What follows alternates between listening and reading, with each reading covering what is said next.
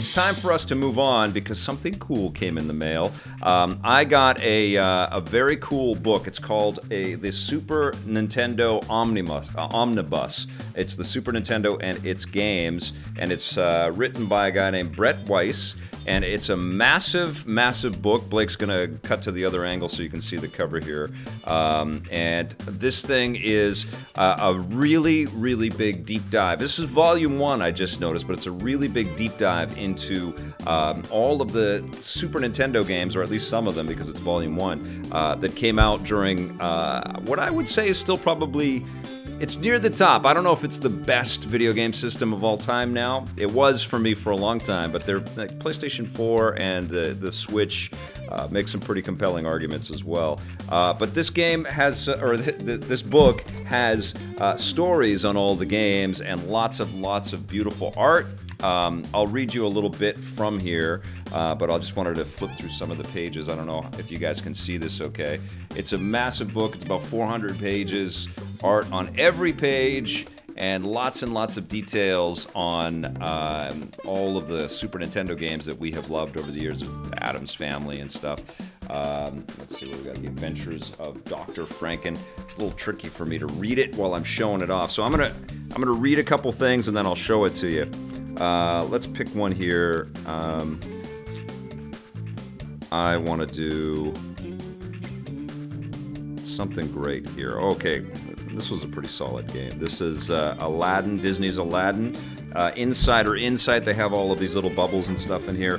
Came out in 1993. It was a single-player game, side-scrolling platformer. Insider Insight. When I got this game, I had previously been unaware that Capcom had done an SNES version of Aladdin. I was only aware of the Sega Genesis version released by Virgin Games. I was a bit hesitant when first playing because the gameplay was drastically different, but quickly my worries were met with some of the best gameplay I had ever experienced on the SNES.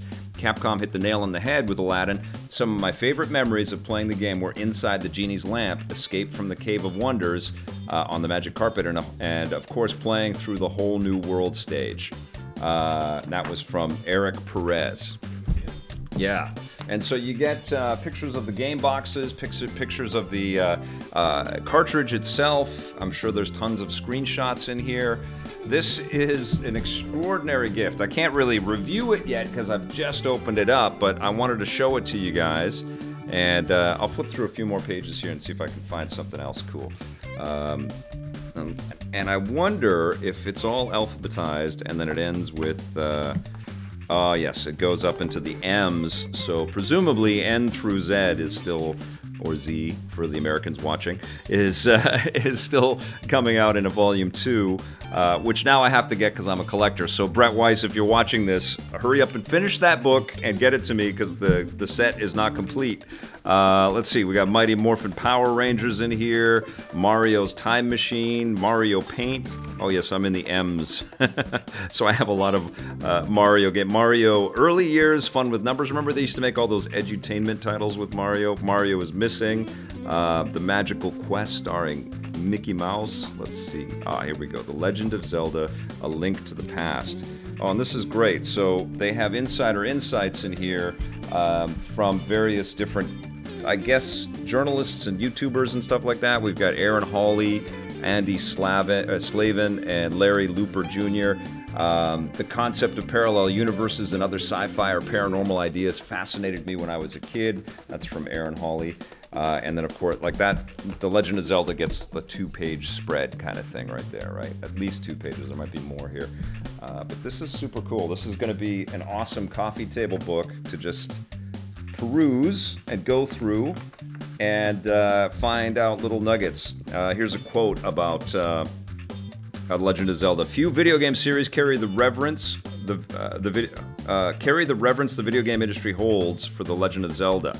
So nothing compares to Zelda, probably, is what they're saying there. With the sole exception of the Super Mario games, no other series produces such consistently great games. There are points to be made for which Zelda game is the best today, but for a long time, The Legend of Zelda, A Link to the Past, was the pinnacle of the series. I would agree with that. Yeah, the Super Nintendo version of this game was incredible. We've got Indiana Jones's Greatest Adventures in here, The Incredible Hulk. When you see a book like this, and you see these cartridges. I'm sure there's lots of very rare carts in here. You just want to rip it off the page and slap it into the machine and start playing right away, you know? It's just so damn cool. But this is a nice way to honor the history of this machine and all of the incredible software that came out for it. And if they're making 2 huge 400-page books, that's a lot of storytelling. There's a lot of great games for this machine. Oh, this is cool. This is like somebody crafted some pretty cool Super Nintendo fan art, I think, right in the middle there. There's a nice 2-pager right there. This is delightful. So thank you to Schiffer Publishing and to Brett Weiss, the author of this, and all of the people that did the art direction on the book. Very cool stuff. It's called the SNES Omnibus.